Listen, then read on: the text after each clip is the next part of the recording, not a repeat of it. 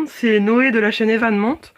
Donc j'ai fait une vidéo après très longtemps, hein, on va dire. Ça fait presque un an que j'ai pas fait de vidéo. Donc fallait que j'en fasse une, là j'avais vraiment envie d'en faire une. Pour vous montrer l'évolution de mon élevage. Ouais, parce que du coup j'ai eu énormément de choses depuis. Et aussi d'autres choses que j'ai eues, mais qui sont mortes. Donc des espèces que j'ai eues que je vous ai jamais montré qui sont mortes. Mais je pense en revoir les mêmes. Donc je vous expliquerai vite ça. Et aussi pour vous montrer les disponibilités que j'ai, car je compte créer mon site, mon propre site. Bon, c'est pas un gros site, c'est juste avec quelques espèces pour les jeunes, pour les intéressés. C'est quelques espèces de phasmes, peut-être de cétoine, ou alors de menthes. Bon, les menthes pas pour l'instant, vu qu'il me reste qu'un mâle. Je vous expliquerai ça après. En tout cas, les phasmes, ce serait presque sûr. Les phasmes, j'en aurai sur le site. Et peut-être aussi du substrat de cétoine, je verrai. Et peut-être même des boîtes à menthe, donc que je ferai moi-même. Je verrai. Donc le site que je suis en train de faire, qui sera bientôt... je sais pas s'il sera déjà prêt quand je mettrai la vidéo en ligne sur YouTube, mais j'espère, donc je vais me dépêcher de le faire. Comme ça, je pourrai vous mettre le lien du site en description pour les intéressés. Voilà, donc je vais vous montrer assez rapidement, enfin pas trop non plus, parce que ça fait quand même longtemps que j'ai pas fait de vidéo, tout ce que j'ai accumulé, ce qui a grandi, ce qui s'est reproduit, les nouvelles espèces, voilà. Donc je commence avec cette espèce qui vient de France, du local. Je suis très très très heureux d'en avoir trouvé. Ce sont des phasmes gaulois, donc des phasmes français. Alors ce sont de très très très beaux phasmes, je trouve. En plus ils sont de grande taille. Ils sont assez gros et ils ont du rouge. Ils sont très très beaux. Regardez-moi cette belle femelle adulte. Alors voilà. Donc si j'ai réussi l'élevage, ce que je compte bien faire, réussir, j'en mettrai en vente sur le site. Pas de problème pour les intéressés. Phasme gaulois. Parce que c'est très très dur d'en trouver. Enfin ça dépend des zones où on en trouve plus que dans d'autres. Là où j'étais dans le sud, j'en ai trouvé beaucoup. Voilà, donc j'ai eu de la chance. Là on en a un petit jaune. Est-ce qu'il veut bien faire une mise au point? Ouais, pour pas trop. Là, on en a un plus grand vert. On en a encore un ici. Un plus petit orange-jaune là-bas. Un là qui a perdu quelques pattes, mais j'ai trouvé comme ça. Et on en a aussi un là, un petit jaune. Donc je leur ai aménagé un petit terrarium sympa. Ils mangent de la ronce, c'est ça qui est bien. Je vais vous montrer les œufs aussi. Donc, je vais vous en montrer un. Les œufs ressemblent très très fortement à des graines. Voilà, il y en a un là. Voilà, un œuf. Là, au bout de mon doigt, là. Vous le voyez, de toute façon, je pense. Il est visible. On dirait une graine. Il y en a un autre là-bas. Ouais, ils pondent pas mal d'œufs. Il y en a deux là-bas. Comme vous pouvez le voir, deux là-bas. Donc ça pond assez, quand même beaucoup d'œufs. Donc ce qui est par contre dur dans cette espèce, c'est que dans la nature, ils hibernent, les œufs hibernent l'hiver. Donc il faut, en fin décembre, mettre les œufs dans le frigo pendant à peu près 2 mois. Et une fois qu'on sort les œufs, il faut les humidifier pendant quelques semaines.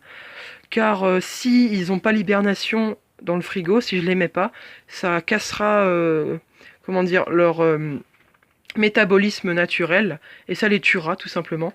Donc il faut vraiment que je fasse comme dans la nature pour qu'ils aient la même chose. Et aussi que je ne vaporise pas avant le mois de décembre. Il faut que vaporiser après les avoir sortis du congélateur. Car l'été, et même en octobre encore, au mois d'automne, il fait encore assez sec dans la garrigue, dans le sud de la France. Donc il ne faut pas humidifier, parce que si on humidifie trop, ça tuera les œufs. Voilà, une trop forte humidité tue les œufs. Et par contre, il faut vaporiser beaucoup pour que le bébé phasme sorte facilement de l'œuf après les avoir sortis du frigo.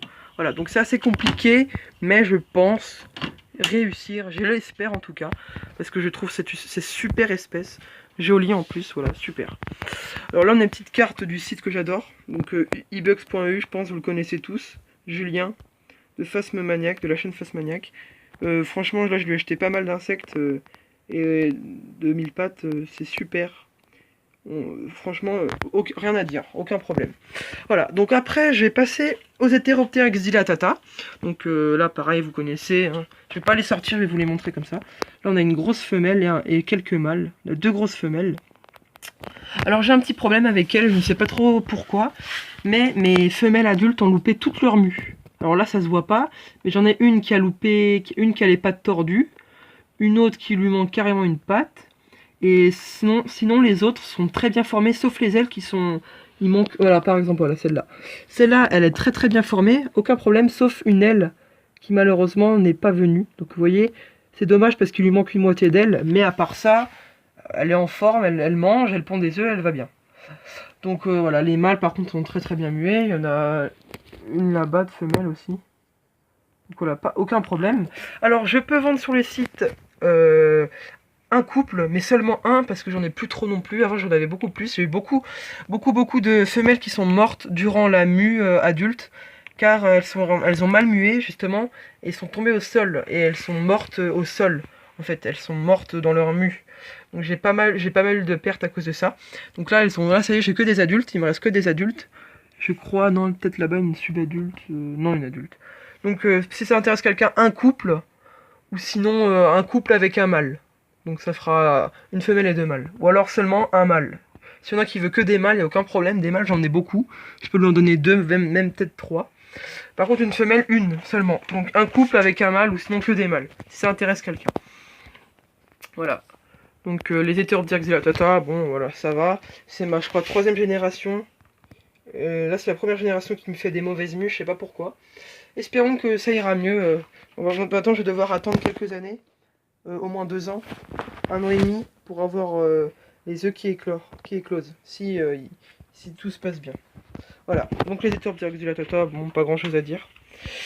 Après, je passe donc, alors ici c'est une réduve, alors je sais même plus le nom, une SP Mambo, Deroplatis SP Mambo, je crois, non, je sais plus. J'ai un trou de mémoire d'un coup qui me vient. En tout cas, ça se finit en SP Mambo. Une réduve, punaise assassine d'Afrique. Deroplatis SP Mambo, il me semble que c'est. Donc elle a mué hier, elle est adulte. Très très belle femelle ou mâle, je ne sais pas. Donc j'en ai plus qu'un, donc ça sert un peu à rien, je sais. J'aurais pas d'accouplement.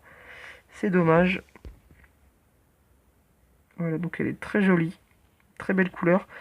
Donc j'en ai plus qu'une, mais je compte en racheter, en tout cas en avoir. Peut-être pas en acheter, car je vais faire un échange prochainement à un vivarium près de chez moi. Je vais vous expliquer ça après. Donc voilà, très jolie, mais malheureusement j'en ai plus qu'une. C'est dommage. Donc je pourrais pas, à moins que ce soit une femelle et qu'elle se reproduise en parthenogenèse. Mais je ne pense pas. Si vous pouvez me le dire en commentaire, si les réduves femelles peuvent avoir des petits sans l'intervention d'un mâle, comme les phosmes. Ce serait bien que ça soit comme ça. Voilà, donc c'est Deroplatis SP Mambo. Voilà, le nom m'est revenu, Deroplatis. De toute façon, je crois que je l'avais bien dit. Deroplatis. Donc là, une espèce de phasme qui sera sur le site, c'est sûr à 100%, à moins d'avoir une mortalité d'un coup. Ce sont les Sungaia inexpectata. Donc là, j'ai que des petits pour l'instant. Donc voilà, il y en a tout plein, des tout petits. Donc c'est une belle espèce de phasme. Sympa, élevé. Ça fait plusieurs années que j'en ai des comme ça. Ils sont très très sympas à élever, assez jolis. On dirait un peu un écorce.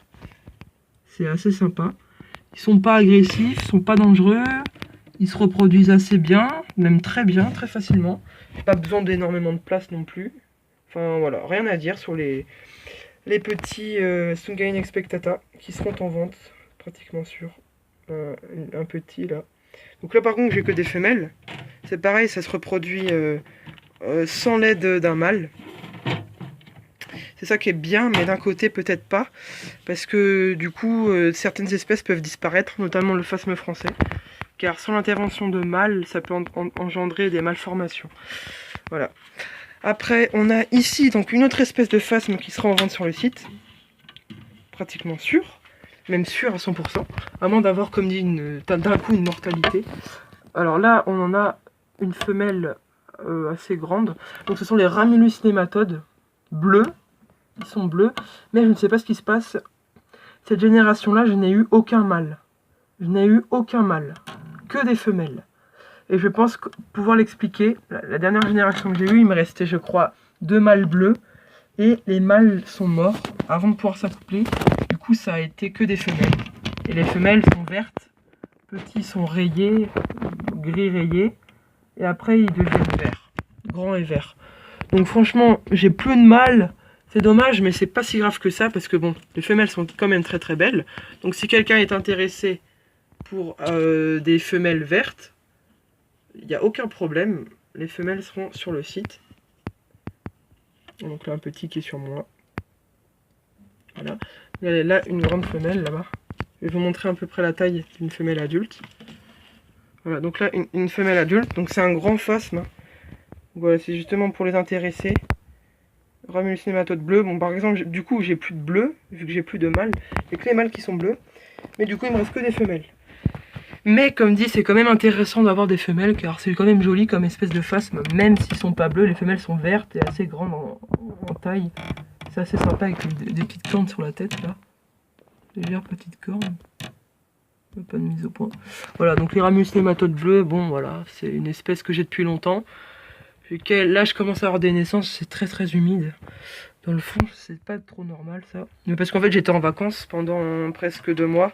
Donc là, je suis rentré il y a pas longtemps. J'ai essayé un peu de remettre tout en ordre. Il y a des petits problèmes comme ça, mais bon, c'est pas si grave que ça. Donc voilà, 2 espèces qui seront sans doute en vente. Là, un couple peut-être, donc ça fait déjà 3 espèces en vente.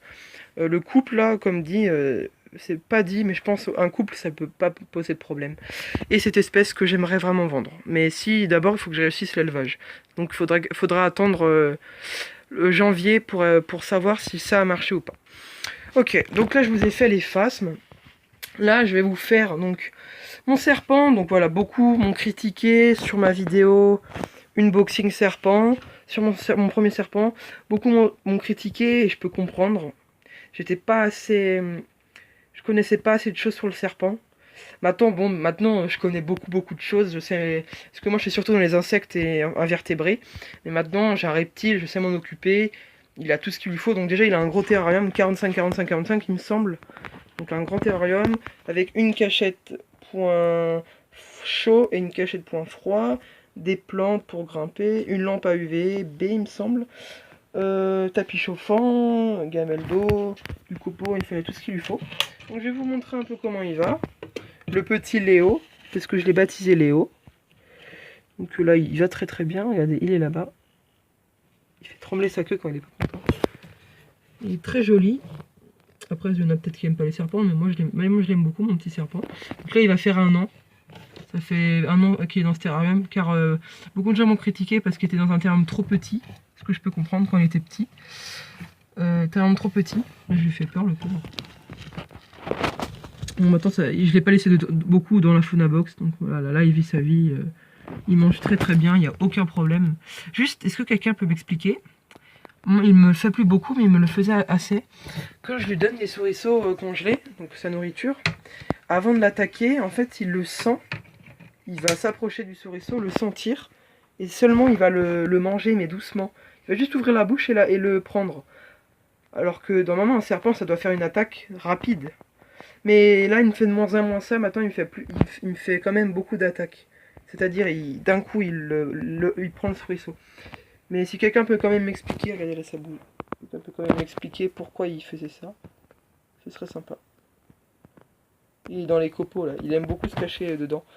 Il est souvent caché, il y a juste sa tête qui sort. Donc voilà, le petit Léo qui fait très bien, aucun problème. Voilà.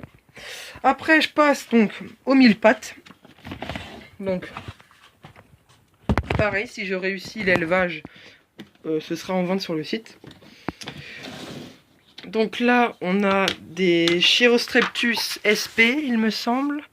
Donc là, j'en ai un ici. Alors, eux, ils vivent en profondeur. En fait, ils ne sortent jamais, j'ai l'impression. Je les vois très rarement, donc là, j'ai de la chance. Il y en a un qui est à la surface. En même temps, c'est parce que j'ai changé le terrarium avant, il n'y a pas longtemps. Mais ils sont tout le temps en profondeur. Je les vois jamais à la surface, ils sont tout le temps dans la terre. Donc, très belle espèce d'Iule. Que j'ai commandé d'ailleurs sur le site de Julien. Donc, ebugs.eu. Donc, j'en avais commandé 5. J'en ai eu un mort pendant les vacances. Quand je suis revenu, il y avait un mort. Donc, il m'en reste 4. Donc, c'est pas très grave, hein, un mort. Sinon, j'en recommanderais si jamais j'ai d'autres morts. Mais bon, pour l'instant, ça va. Aucun problème.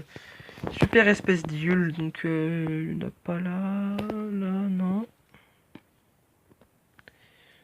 Ouais bon, vous en voyez déjà un, donc voilà, donc là je leur ai mis un petit bac avec pas mal de terre.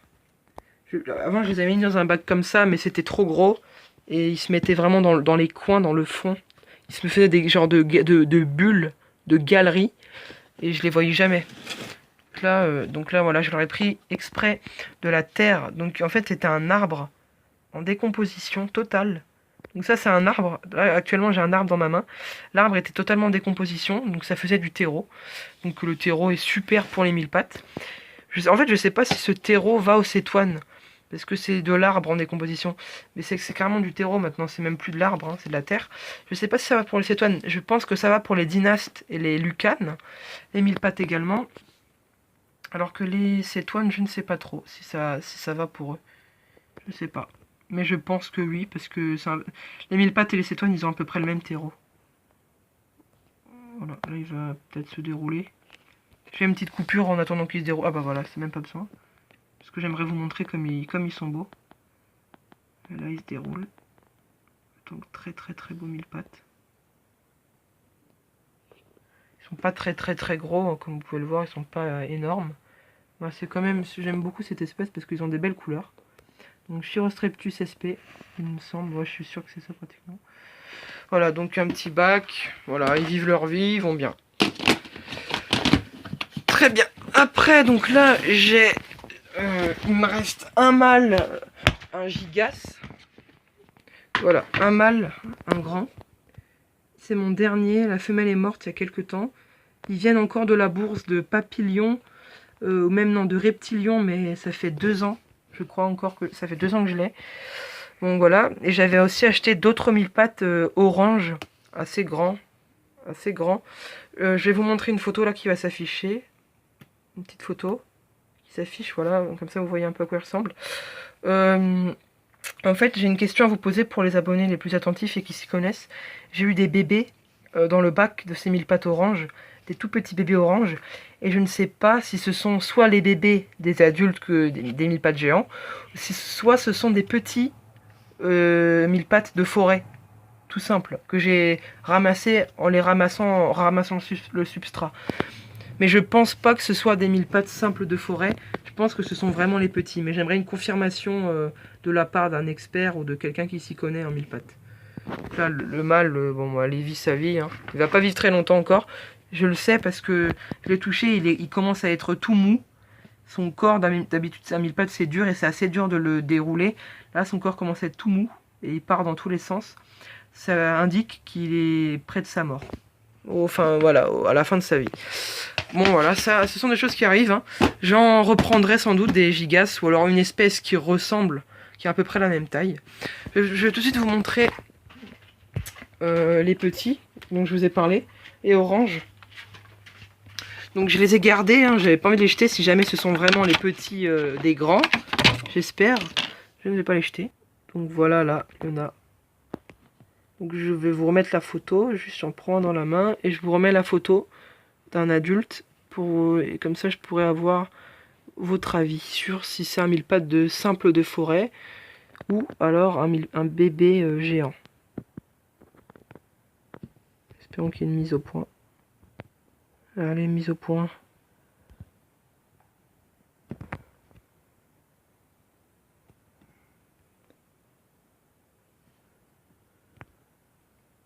Ah bah tiens, il veut pas faire la mise au point, alors je vais le filmer comme ça. Voilà, là vous le voyez à peu près. Ils sont tout petits, ils sont vraiment petits, et ils sont orange-gris comme ça. Il y en a un autre là. Donc je sais pas si c'est des mille pattes simples de banal de forêt, ou si ce sont des... Voilà, donc attendez, je vais vous mettre une photo là à côté. Donc là, comme ça vous voyez à peu près. Et là vous avez une photo juste à côté d'un adulte.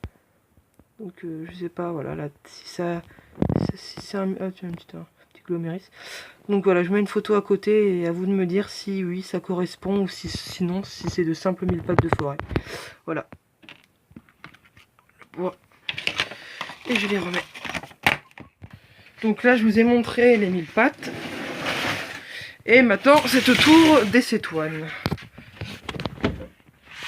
Donc, des cétoines, ce sont des Messinorina urgensis. Donc là, on a deux femelles. Deux belles femelles qui sont en train de prendre leur gelée. Donc, en vente sur le site si je réussis l'élevage. C'est un ami qui m'en a donné. car il est parti en vacances et il ne pouvait plus s'en occuper, donc il m'en a donné. Donc il viendra récupérer des larves si jamais je réussis. Donc voilà, deux très belles femelles qui sont en train de manger. Donc je leur ai fait une assez grande cage avec pas mal de substrat. Voilà, donc une grande cage avec du terreau cétoine. Là c'est vraiment du terreau cétoine. C'était pas un arbre en décomposition, c'est du terreau spécial cétoine. Avec, ah bah tiens, regardez, une autre là. Une autre femelle, voilà, une troisième. Voilà, donc rien à dire sur cette espèce. Hein. Ça, donc là, c'était des larves quand je les ai reçues. En tout cas, des coques. Donc là, elles sont sorties il n'y a pas longtemps. Voilà, ça se passe plutôt bien. Les adultes sont pas durs à élever, hein, ils sont bien. Voilà, très très très belle espèce de cétoine. Très belle couleur. Très très très belle couleur. Voilà, donc les cétoines qui seront sans doute en vente sur le site. Si j'arrive à l'élevage, bien sûr. Il faut que j'y arrive, j'espère que j'arriverai. Là, je compte d'ailleurs peut-être prendre par la suite des cétoines Pachnona marginata peregrina. Donc les cétoines les plus banales, les plus connues en élevage. Voilà. Donc là j'ai fait toute la zone là. Et je voulais aussi vous parler de ça. Donc là vous vous demandez peut-être pourquoi il y a un cadre. Car j'avais une néphile de Madagascar, donc des grosses araignées. Et vous savez peut-être que pour les élevages, il faut les élever au plafond. Ça peut pas s'élever en terrarium, à moins d'avoir un énorme terrarium. Donc moi j'en avais une qui était dans le cadre. Elle avait fait une toile de la planche jusqu'au cadre. Elle était comme ça de travers. Elle avait assez de place, elle s'était fait sa toile. Mais en fait elle est morte, je pense d'une carence de quelque chose. Cette toile ne collait plus du tout, donc les insectes ne s'agrippaient plus. Et elle n'arrivait plus à en attraper. Je vais essayer de lui donner à manger de plusieurs façons, mais ça n'a pas marché, elle est morte. Donc j'espère peut-être en récupérer une au vivarium du moulin, car je vais leur ramener, donc je vais vous montrer ce que je vais leur ramener. Ce sont des scorpions noirs à pattes jaunes que j'ai ramenés du sud de la France. Moi je n'ai pas de certificat de capacité, mais eux en ont un. Donc ce seront eux qui vont s'en occuper. Voilà, c'est ça, c'est un échange. Donc j'en ai eu pas mal qui ont eu des petits. Beaucoup de scorpions là qui ont eu des bébés, donc j'en ai beaucoup qui ont plein de petits bébés blancs sur leur dos. Donc c'est voilà, c'est assez rigolo. Donc des petits scorpions noirs. J'en ai 1, 2, 3, 4 ici. Et un cinquième là-dedans. Je peux vous le montrer vite fait si vous voulez. Voilà, il est là. Et comme dit, c'est pas pour moi. Hein. Moi, je peux pas en garder, j'ai pas le droit. Donc je vais les donner à un vivarium qui eux ont les papiers nécessaires. Moi, voilà. J'aimerais bien en garder un, mais je ne peux pas. Donc voilà, tant pis. Donc là, les menthes religieuses, donc ma femelle qui est morte, donc c'est un morceau de mue. Ma femelle, donc c'est des Hierodula majuscula. Ma femelle est morte, je suis dégoûtée, mais vraiment dégoûtée. Je suis rentrée de vacances, je lui ai donné des petites sauterelles que j'ai attrapées dans un champ. Ma femelle est morte.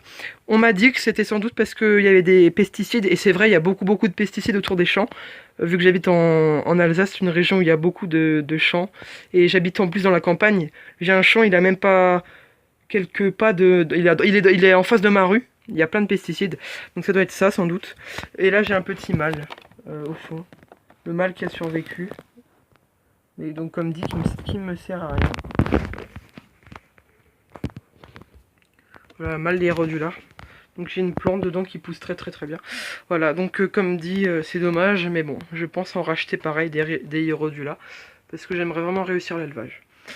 Après, ici, on a donc pareil, une nouvelle espèce que j'ai eue. Je suis très content de l'avoir. Très content. Alors, je vais me dépêcher parce que c'est très rapide. Sans doute, vous devez avoir deviné ce que c'est, vu le terrarium. D'ailleurs, ils sont un peu petits, je vais les changer. Je vais en acheter des 30-30-30. Parce que là, c'est des 20. C'est des 20 et je crois 20 x 20 x 20. Donc c'est pas très grand. C'est pas. Ah voilà, elle est sortie. Vous voyez ce que c'est, voilà. Donc je suis très content. J'ai un couple, donc des Damon Medius, des amblipiges. Damon Medius, donc là la femelle, qui va très bien. Remettons vite la vitre. Je ne veux pas qu'elle s'échappe. Donc comme dit, les terrariums sont un peu petits, donc je compte les changer. Alors, là c'est une vitre je crois en plexiglas, parce que j'avais cassé la vitre en verre. Donc on en a fait une... c'est du plastique, mais ça ressemble à du verre. Et donc là le mâle. Très rapide. Je vais pas me risquer de le faire échapper. Une fois il s'est échappé. Ça m'a fait très peur. Parce que là-bas il y a un coin. Et il aurait pu aller derrière les planches et je l'aurais jamais retrouvé. Il serait mort. Donc faut que je fasse très attention. Niveau des amblipiges qui sont très facilement, elles peuvent très facilement s'échapper quand j'ouvre le terrarium. Voilà, donc là on a pareil donc les cétoines, Mycina urgensis, les larves et les coques. Voilà, donc j'ai fait le tour, je vous ai montré un peu mon élevage. Ça faisait longtemps, mais je vous ai montré. Donc voilà. Pareil les amblipiges, si j'arrive à avoir une reproduction. D'ailleurs, si on peut me dire en commentaire si elles sont adultes, je pense qu'elles sont adultes. En tout cas, vous avez vu la femelle. Le mâle, je pense pas, vu qu'il était très rapide. Mais je pense qu'elles sont adultes. Si vous pouvez me dire quand je pourrais les accoupler, si déjà je peux me le faire maintenant, ou si je dois encore attendre. Donc le mâle est plus rose que la femelle, hein, il est bien plus gros. Souvent c'est la femelle qui est plus rose que les mâles chez les invertébrés. Voilà, donc c'était pour vous dire, j'aimerais beaucoup faire l'accouplement et avoir après des bébés. Plein de petits pour... vous en proposer sur le site, mais surtout pour moi, hein. J'ai beaucoup de petits, vu que j'aurais pas beaucoup de place, que de la place sur cette étagère là, ou peut-être là-dessus. Je compte acheter des terrariums un peu plus gros, Exoterra, des comme ça, les mêmes que ceux-là, mais en beaucoup plus petits. Vu qu'il y a les mêmes que ceux-là, mais il y a les mêmes que eux qui font cette taille-là, des tout petits, spécial pour les insectes. Mais là j'en achèterai des comme ça, là c'est un 45-45, j'en achèterai je pense des... C'est même plus, j'en achèterai des 30-30, des tout petits. Mais en fait, ceux-là que j'achèterai, ils feront à peu près la taille des deux réunis. Ce sera déjà bien plus grand, il pourra se déplacer, bien faire sa vie. Parce que là, c'est un peu petit pour les deux. C'est pour ça que je les ai séparés, je pouvais pas les mettre les deux mais ensemble, ce serait beaucoup trop petit. Voilà, donc là, chacun son petit terrarium. Voilà, donc, ça y est, je pense tout vous avoir montré. Voilà, donc là, il y a même les rainettes, si ça intéresse. Je vais pas m'attarder sur ça. Rainette de white, une là-bas. Voilà, donc c'est deux femelles ou deux mâles je crois. J'en ai deux, l'autre je sais pas où elle est quelque part cachée dans les plantes. Voilà, donc posez-moi toutes les questions nécessaires en commentaire. Toutes les questions voilà nécessaires. Et ceux-là qui sont intéressés déjà pour un potentiel achat de phasme ou... Oui, pour l'instant j'ai que des phasmes à vendre, donc de phasmes, qui m'en fassent, qui le disent en commentaire. Et donc je verrai ce que je peux faire. Hein. À moins qu'il attende que mon site sorte, mais ça sert un peu à rien d'attendre, vu que là je vous ai montré en vidéo. Donc voilà, mon site je vais le faire là, je pense de suite, le finir. Faut que je mette des photos, les prix, blablabli. Faut que je fasse tout le truc. Donc voilà, s'il y en a qui sont intéressés, voilà, pour acheter quelques phasmes. C'est pas cher du tout. Voilà. Enfin, vous verrez bien. Hein. Après, vous pouvez trouver ça cher, mais moi, je vends pas cher. Parce qu'en même temps, mon but, c'est pas me faire de l'argent, c'est juste de me libérer un peu de place. Voilà, donc je vous ai montré la pièce qui est assez grande, la pièce d'élevage. Voilà. Avec donc j'irai bientôt au vivarium du moulin. Je vous ferai... Si vous pouvez aller voir la vidéo que j'ai fait sur le vivarium du moulin. Vous pouvez aller la voir. Et voilà, vous pouvez aller voir la vidéo, j'y retournerai, je ferai peut-être une nouvelle vidéo pour montrer un peu comment il a évolué. Et je verrai à peu près ce que je peux avoir en échange des petits scorpions. Car comme dit, je les garde pas, c'est pas pour moi, c'est pour le vivarium. Car ils ont plus de scorpions du tout, donc je les ai ramenés de là où j'étais dans le sud. Voilà, donc je vous souhaite une bonne journée à tous. Voilà. Passez encore de bonnes vacances et posez-moi toutes vos questions dans les commentaires. Allez, merci. Bye.